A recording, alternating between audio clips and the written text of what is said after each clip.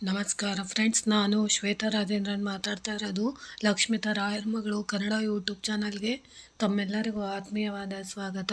ಮುಂಜಾನೆಯ ಶುಭಾಶಯಗಳು ಹಾಗೆ ವರಮಹಾಲಕ್ಷ್ಮಿ ಹಬ್ಬದ ಶುಭಾಶಯಗಳು ಸ್ನೇಹಿತರೆ.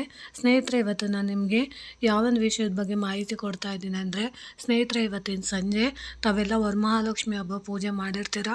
ಆಮೇಲೆ ನೀವು ಸಂಜೆ ಸಮಯದಲ್ಲಿ ನೀವೇನು ಮಾಡ್ತೀರಾ ಅಂದರೆ, ಅಮ್ಮನವರಿಗೆ ಕುಂಕುಮಾರ್ಚನೆ ಎಲ್ಲ ಮಾಡ್ತಾ ಇರ್ತೀರಲ್ಲ, ಅಂಥ ಸಂದರ್ಭದಲ್ಲಿ ಖಂಡಿತವಾಗ್ಲೂ ನೀವು ಒಂದು ವಿಳೆದೆಲೆನ ಇಟ್ಟು ಖಂಡಿತವಾಗ್ಲೂ ನೀವು ಅರ್ಚನೆ ಅನ್ನೋದನ್ನ ಮಾಡೋಕ್ಕೆ ಹೋಗಬೇಡಿ.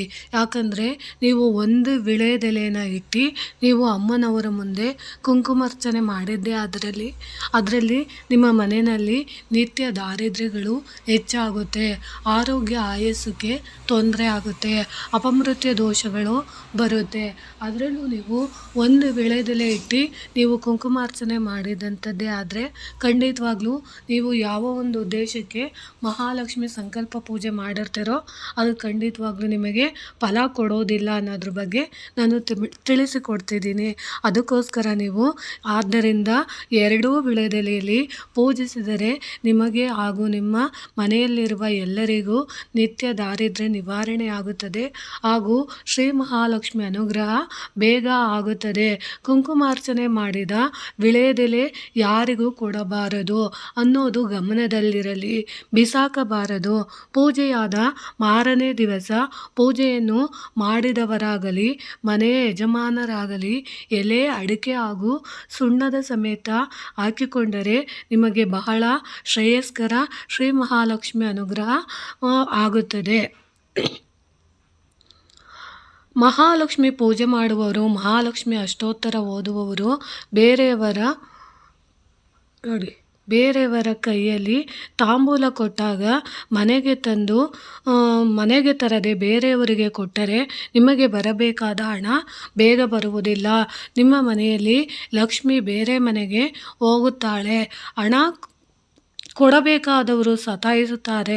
ಆದ್ದರಿಂದ ಮೊದಲು ನಿಮಗೆ ತಾಂಬೂಲ ತಂದು ದೇವರ ಮುಂದೆ ಇಟ್ಟು ನಮಸ್ಕರಿಸಬೇಕು ಮತ್ತು ಉಪಯೋಗಿಸಬೇಕು. ಯಾಕಂದರೆ ಸ್ನೇಹಿತರೆ, ಇದು ತುಂಬಾ ನಿಮಗೆ ಇಂಪಾರ್ಟೆಂಟ್ ವಿಷಯ. ಏನು ಅಂತ ಅಂದರೆ, ಅರ್ಚನೆ ಮಾಡುವಾಗ ಎರಡು ವಿಳೆದೆಲೆನ ಇಟ್ಟು ಕುಂಕುಮಾರ್ಚನೆ ಮಾಡಿ ಅದನ್ನು ನೀವು ನಿಮ್ಮ ಮನೆಯವರು ಅಂದರೆ ನಿಮ್ಮ ಮನೆಯಲ್ಲಿರುವಂಥ ಯಜಮಾನರಿಗೆ ಆ ವಿಳೆದೆಲೆನ ತಿನ್ನೋದಕ್ಕೆ ಕೊಡಬೇಕು. ಆವಾಗ ನಮಗೆ ಆರ್ಥಿಕ ಅಭಿವೃದ್ಧಿ ಜಾಸ್ತಿ ಆಗುತ್ತೆ, ದುಡಿಮೆಯಲ್ಲಿ ಹೆಚ್ಚಿಗೆ ಬಂಡವಾಳ ಹಾಕೋಂಥದ್ದಾಗುತ್ತೆ.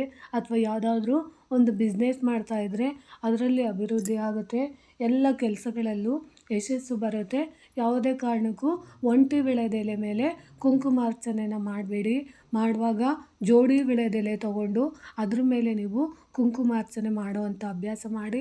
ಇವತ್ತು ಸಂಜೆ ಸಮಯದಲ್ಲಿ ನೀವು ಯಾರ್ದಾದ್ರೂ ಮನೆಗೆ ಅರಿಶಿಣ ಕುಂಕುಮಕ್ಕೆ ಹೋದಾಗ ಅಲ್ಲಿ ನಿಮಗೆ ಕೊಟ್ಟಂತಹ ಅರಿಶಿಣ ಕುಂಕುಮ ಇರ್ಬೋದು, ತಾಂಬೂಲ ಇರ್ಬೋದು, ಅದನ್ನು ನೀವು ಕೊಟ್ಟಾಗ ಅದನ್ನು ನೀವು ನಿಮ್ಮ ಜೊತೆಯಲ್ಲಿರೋವಂಥವ್ರು ಅಥವಾ ನೀವು ಹೋಗಿರ್ತೀರ, ಸ್ನೇಹಿತರ ಜೊತೆ ಹೋಗಿರ್ತೀರ ಅಥವಾ ನಿಮ್ಮ ಬೇಕಾದವ್ರ ಮನೆಗೆ ಹೋಗಿರ್ತೀರ, ನೀವು ಹೋಗಿ ಬರುವಾಗ ನಿಮಗೆ ಅರಿಶಿಣ ಕುಂಕುಮ ತಾಂಬೂಲನ ಕೊಟ್ಟಂಥದ್ದನ್ನು ನೀವು ಬೇರೆಯವರಿಗೆ ಇದನ್ನು ಯಾರಪ್ಪ ಹೊತ್ಕೊಂಡು ಹೋಗ್ತಾರೆ ಅಂತ ಹೇಳ್ಬಿಟ್ಟು ನೀವು ಅದನ್ನು ಬೇರೆಯವರ ಮನೆಗೆ ಅಥವಾ ಬೇರೆಯವರಿಗೆ ಕೊಟ್ಟಿದ್ದೆ ಆದರೆ ನಿಮ್ಮ ಜೊತೆ ಬಂದಂತಹ ಮಹಾಲಕ್ಷ್ಮಿ ನೀವೇ ನಿಮ್ಮ ಕೈಯಾರೆ ಬೇರೆಯವರ ಮನೆಗೆ ಕೊಟ್ಟಂಗೆ ಆಗುತ್ತೆ.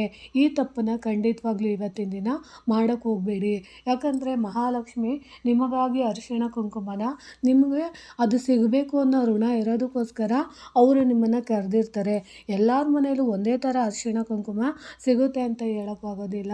ಕೆಲವೊಂದು ಮನೆಯಲ್ಲಿ ತುಂಬ ಗ್ರ್ಯಾಂಡಾಗಿ ತುಂಬ ಸ್ವೀಟು, ತುಂಬ ಹಣ್ಣು ಹಂಪಲು ಎಲ್ಲ ಇಟ್ಟು ತಾಂಬೂಲ ದಕ್ಷಿಣೆನ ಕೊಡ್ತಾರೆ. ಕೆಲವೊಬ್ಬರು ಮನೆಯಲ್ಲಿ ಅದು ಕೊಡೋಕ್ಕಾಗಲಿಲ್ಲ ಅಂದರೂ ವೀಳ್ಯದೆಲೆ, ಅಡಿಕೆ ಮತ್ತು ಬಾಳೆಹಣ್ಣು, ಹೂವನ್ನು ಕೊಟ್ಟಿರ್ತಾರೆ. ಅದು ಕೂಡ ನಮಗೆ ತಾಂಬೂಲ ಇದ್ದಂಗೆ. ಯಾವುದನ್ನೇ ಕೊಟ್ಟಿದ್ರೂ ಅದನ್ನು ನಾವು ಗೌರವಪೂರ್ವಕವಾಗಿ ಅದನ್ನು ಕಣ್ಣಿಗೆ ಹೊತ್ಕೊಂಡು ಅದನ್ನು ನಾವು ಪೂಜಿಸುವಂಥ ದೇವರ ಮನೆಯಲ್ಲಿ ಮುಂದೆ ಒಂದು 5 ನಿಮಿಷ ಇಟ್ಟು ತದನಂತರ ಅದನ್ನು ಬಳಸ್ಕೊಬೇಕು. ಯಾಕಂದರೆ ನಾವು ಯಾವುದೇ ಒಂದು ಅರಿಶಿಣ ಕುಂಕುಮಕ್ಕೆ ಅವಮಾನ ಮಾಡಿದ್ದೇ ಆದರೆ, ತಿರಸ್ಕಾರ ಮಾಡಿದ್ದೇ ಆದರೆ ಅದು ನಮ್ಮನ್ನು ತಿರಸ್ಕಾರ ಮಾಡುತ್ತೆ ಅನ್ನೋದು ನನ್ನ ಭಾವನೆ. ಅದಕ್ಕೋಸ್ಕರ ನೀವು ಇದನ್ನು ಖಂಡಿತವಾಗ್ಲೂ ಉಪಯೋಗ ಮಾಡ್ಕೊಳ್ಳಿ. ಸಾಯಂಕಾಲ ನೀವು ಗೊತ್ತಿದ್ದೋ ಗೊತ್ತಿಲ್ಲದಿದ್ದೆಲೇನೋ ಅರ್ಚನೆ ಮಾಡಿದಂಥ ವೀಳ್ಯದೆಲೆನ ಎಲ್ಲಂದರೆ ಅಲ್ಲಿ ಎಸೆಯೋಕ್ಕೆ ಹೋಗ್ಬಿಡಿ. ಕುಂಕುಮಾರ್ಚನೆ ಮಾಡಿದ್ಮೇಲೆ ಮುಗೀತಲ್ಲ ಅಂತ ಕುಂಕುಮ ಆಗಿರ್ಬೋದು, ಆ ಕುಂಕುಮನ ನೀವು ಕುಂಕುಮಾರ್ಚನೆ ಮಾಡಿರೋಂಥದ್ದನ್ನ ಎಲ್ಲನೂ ಒಂದು ಡಬ್ಬಕ್ಕೆ ಎತ್ತಿಟ್ಕೊಂಡು ಅದನ್ನು ಪ್ರತಿನಿತ್ಯ ನೀವು ಹೋಗುವಂಥ ಕೆಲಸ ಕಾರ್ಯಗಳಿಗೆ ಹೋಗೋದಕ್ಕಿಂತ ಮುಂಚೆ ಒಂದಿಷ್ಟು ಹಣೆಗೆ ಇಡುವಂಥ ಅಭ್ಯಾಸನ ರೂಢಿಸ್ಕೊಳ್ಳಿ. ಅದಾದಮೇಲೆ ಆ ವೀಳ್ಯದೆಲೆನ ನೀವು ನೀಟಾಗಿ ನೀರಲ್ಲಿ ತೊಳೆದು ಮನೆ ಯಜಮಾನ ಇರ್ತಾರಲ್ಲ ಅಂಥವರು ಅದನ್ನು ಎಲೆ, ಅಡಿಕೆ, ಸುಣ್ಣ ಜೊತೆ ತಿನ್ನೋದ್ರಿಂದ ಅಭಿವೃದ್ಧಿ ಆಗುತ್ತೆ. ಇದನ್ನು ಖಂಡಿತವಾಗ್ಲೂ ಮಾಡ್ಕೊಳ್ಳಿ ಅಂತ ತಿಳಿಸ್ತಾ ಇದ್ದೀನಿ. ತುಂಬ ಸರಳವಾದದ್ದು ಮಾಹಿತಿ, ಆದರೆ ನಿಮಗೆ ಉಪಯುಕ್ತ ಆಗುತ್ತೆ ಅಂತ ತಿಳ್ಕೊಂಡು ನನಗೆ ಗೊತ್ತಿರೋಷ್ಟು ಮಾಹಿತಿನ ನಾನು ನಿಮಗೆ ತಿಳಿಸ್ಕೊಟ್ಟಿದ್ದೀನಿ.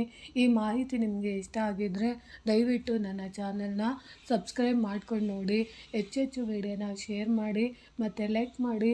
ಹೊಸದಾಗಿ ಯಾರಾದರೂ ನೋಡ್ತಿದ್ರೆ ದಯವಿಟ್ಟು ನನ್ನ ಚಾನಲ್ನ ಸಬ್ಸ್ಕ್ರೈಬ್ ಮಾಡ್ಕೊಂಡು ನೋಡಿ ಅಂತ ತಿಳಿಸ್ತೀನಿ. ಪ್ರೀತಿಯ ಧನ್ಯವಾದಗಳು ಸ್ನೇಹಿತರೆ.